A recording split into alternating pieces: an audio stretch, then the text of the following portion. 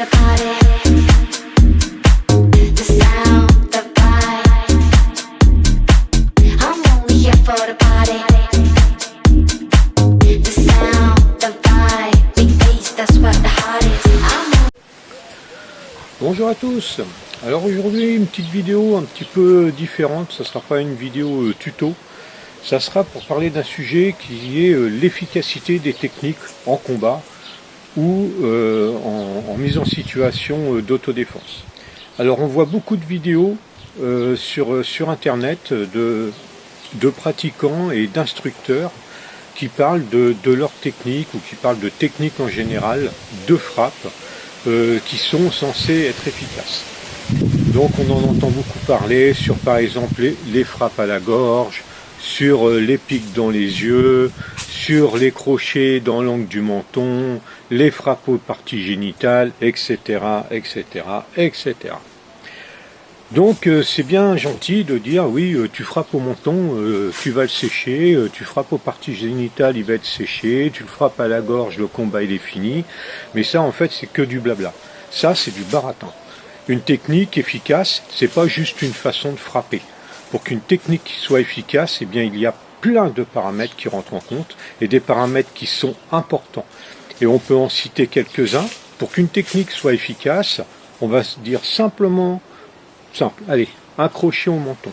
Eh bien pour que ce crochet-là au menton il soit efficace, eh bien il faut qu'il y ait le bon timing, il faut qu'il y ait la bonne distance, il faut qu'il y ait la bonne technique, il faut qu'il y ait la bonne stabilité, faut qu'il y ait la bonne force.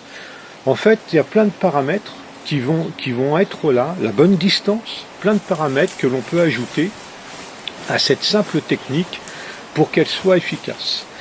Et le but, c'est dans chaque compartiment indispensable à l'efficacité, eh bien, on n'est jamais à 100%, mais d'être au maximum de ce qui est possible d'être, qui fait que, eh bien, dans chaque étape de cette mise en place d'efficacité, eh bien, c'est ce qui fait qu'à la fin, on sèche une personne, parce que tout est réuni pour que ça puisse fonctionner.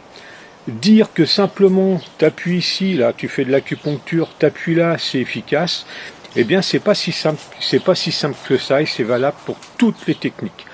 Toutes les techniques, et c'est bien pour ça qu'il faut des années d'apprentissage, si c'est pas des années, quand même un certain temps d'apprentissage, eh bien pour être efficace sur ce que l'on fait, parce que c'est pas inné. Il y a des gens plus ou moins doués, mais c'est pas inné.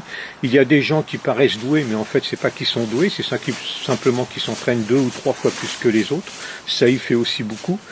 Et donc voilà, c'est ce que je voulais préciser quand même sur tout ce qu'on entend en blabla sur les techniques, comme si c'était miraculeux de faire ça. Je donne une petite précision sur cette technique-là que l'on voit dans toutes les disciplines de self-défense, ça là. Alors pour moi, il n'y a rien de pire que d'avoir un pouce ressorti comme ça. Il n'y a rien de pire que ça. Alors ça, c'est bien sur quelqu'un qui bouge pas, qui est inerte, qui n'est pas en mouvement, c'est-à-dire sur un effet de surprise, je peux éventuellement le concevoir, la personne à l'arrivée énervée, là, après à vous frapper, un coup comme ça à la gorge, éventuellement je peux le concevoir.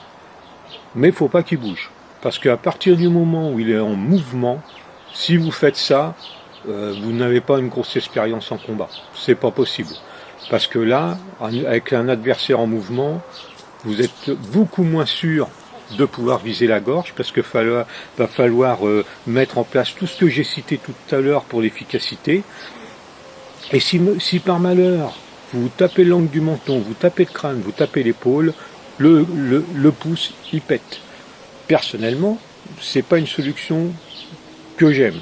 Je préfère avoir le pouce rentré, frapper avec cette partie-là, là, ou frapper avec cette partie-là, ou frapper avec cette partie-là. Au moins le pouce il est rentré dans tous les sens. Il y a d'autres façons de faire.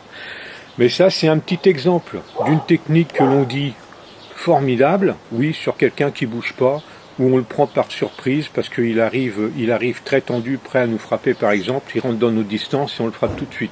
Oui, c'est efficace. Une fois en combat, on oublie, parce que déjà, il faut réussir à le frapper, parce que c'est pas évident dès qu'il y a quelqu'un qui bouge. Il y a tous les paramètres que j'ai cités avant qui rentrent en compte.